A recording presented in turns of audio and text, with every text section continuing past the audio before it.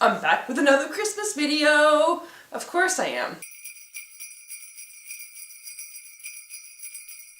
Today's video is a book review on a very fitting book, Let It Snow, by Maureen Johnson, John Green, and Lauren Miracle. Although it's in the wrong order, Maureen Johnson's story is first, so hers should be up here, but whatever.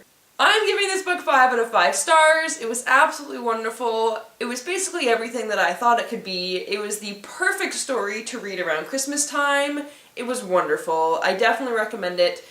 I think even if, I don't know, you want to ask for any last-minute Christmas gifts, you can ask for this and read it on, like, Christmas Day while your like, if you're one of those people who doesn't really do anything on Christmas, like, they just kind of hang out with their family and hang around and watch Christmas movies and play board games or whatever, and kind of, there's always a few hours throughout the day where everyone's doing their own thing. You can just kind of just curl up and read this book, and it's wonderful. There are 3 separate stories, but they all kind of combine into one story anyway. Kind of like if you've ever seen Love Actually, or on New Year's Eve, or Valentine's Day, or I think there's another one like that, but you know those types of movies where there's a whole bunch of different people in the story and they each have their own story that don't have anything to do with the other people in the story, but there's a little bit that has to do with it, like maybe one person knows someone or is related to someone from one of the other stories and they kind of cross paths at some point throughout the movie. Is kind of like that, obviously, with just less people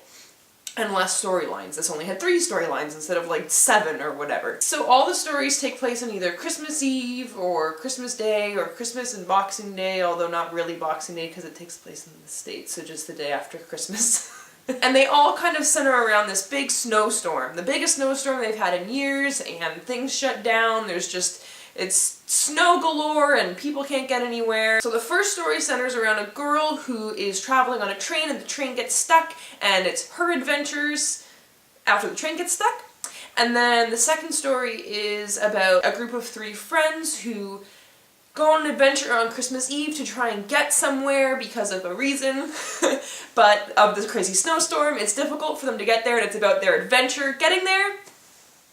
And the third story is about a girl on Christmas Day and the day after Christmas where her problems center around the snowstorm that happened the day before, but it's now like the aftermath kind of thing, and there's a pig involved. They were all wonderful, wonderful stories. The first 2 mostly were absolutely hilarious. Maureen's and John's stories.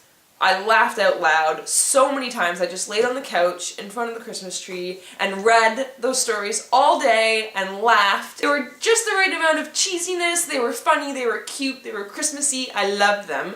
And then the third story it had funny moments definitely, but I didn't think it was as funny as the first 2, but it was still enjoyable, especially once the story kind of started to pick up.